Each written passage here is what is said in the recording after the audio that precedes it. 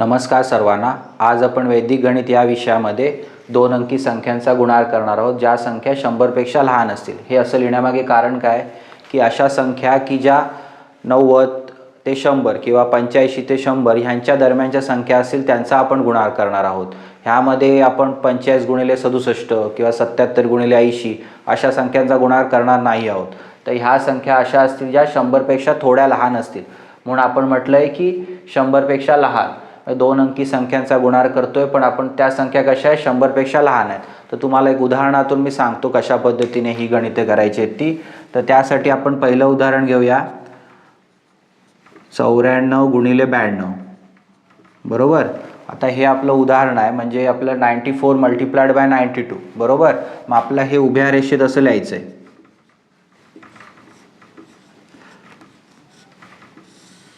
तर आपल्याला ह्याचा गुणाकार करण्यासाठी आपला जो बेस आहे, बेस कुठे आहे तर 100 आहे। दोन अंकी संख्या असेल तर बेस ठेवायचा 3 अंकी, सर्वात लहान संख्या म्हणजे ती कोणती तर 100। मग 94 मधून 100 वजा करायचे म्हणजे किती येतं आपले तर -6, आणि 92 मधून 100 वजा करायचे म्हणजे किती येतात -8 बरोबर। तर पुढे काय करायचं आपल्याला ह्यांचा गुणाकार करायचा आहे। पुढच्या स्टेपमध्ये आपल्याला ह्यांचा गुणाकार करायचा। तर बघा 6 गुणिले 8 अधिक 48 म्हणजे काय होतं वजा वजा अधिक होतात बरोबर आहे। आणि पुढे दुसऱ्या स्टेपमध्ये आपल्याला काय करायचं आहे की हा 94 मधून हा 8 वजा करू शकतो किंवा ह्या 92 मधून हा 6 वजा करू शकतो। ओके, तर आपण आधी 94 मधून -8 करूया म्हणजे आपल्याला कळेल की उत्तर काय येतं ते। तर 94 वजा 8,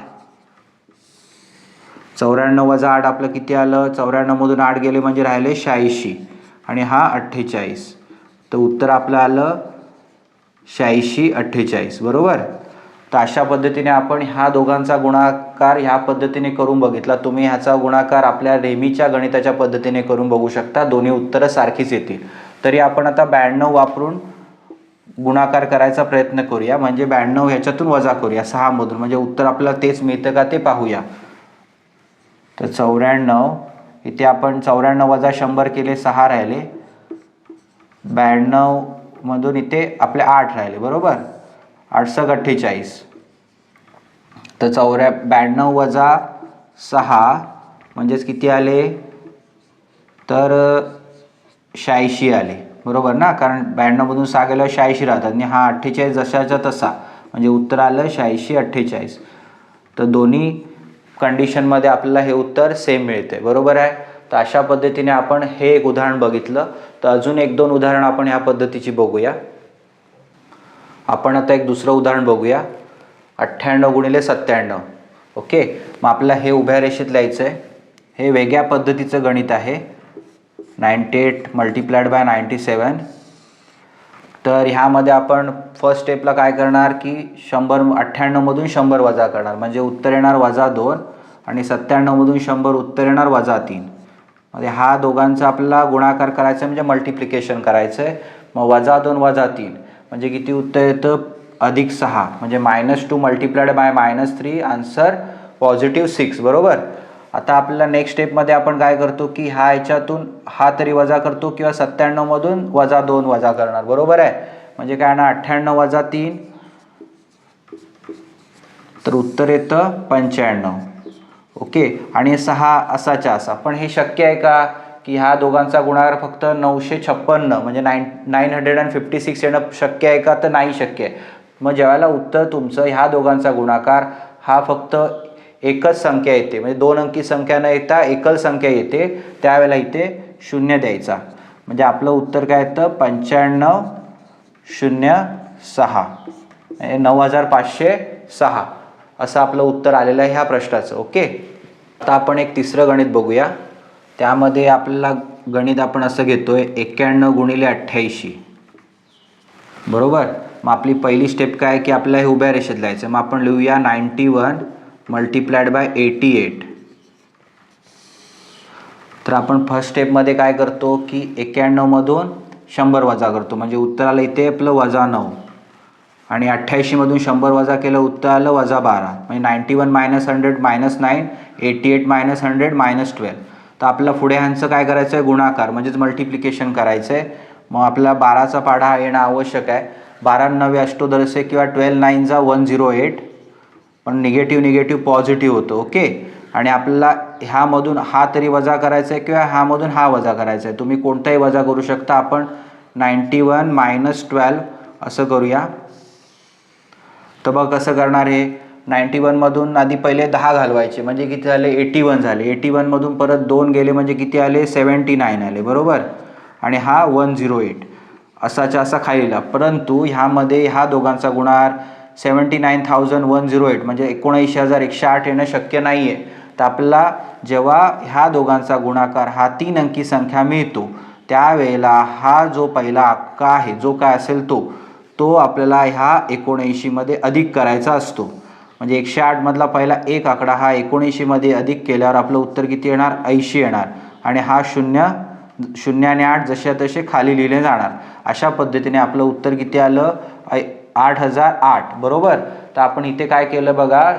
इथला जो 1 आहे जो 3 अंकी संख्यामध्ये म्हणजे 3 डिजिट नंबर आपल्याला जेव्हा मिळाला तर तो फर्स्ट नंबर आहे तो ह्या 79 मध्ये ॲड केला.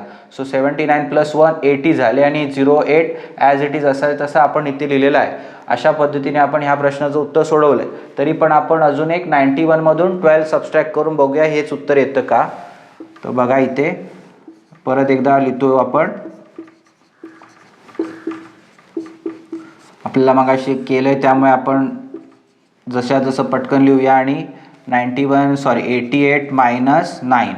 तर 88 - 9 मधून गेल्यावर किती राहिले बघा तर 79च राहतात. आणि हा 108 म्हणजे 79 राहिले आणि 108. तर हा एक आहे तो आपल्याला काय करायचा आहे ह्या 79 मध्ये अधिक करायचा म्हणजे झाले 80 आणि 08. म्हणजे आपली दोन्ही उत्तरं एकदा ह्याच्यातून वजा केल्यावर आणि एकदा ह्याच्यातून हा वजा केल्यावर दोन्ही उत्तरं सारखी येतात आहेत. तर हा एक वेगळ्या पद्धतीचा प्रश्न होता. आपल्याला हा समजला असेल अशी अपेक्षा आहे.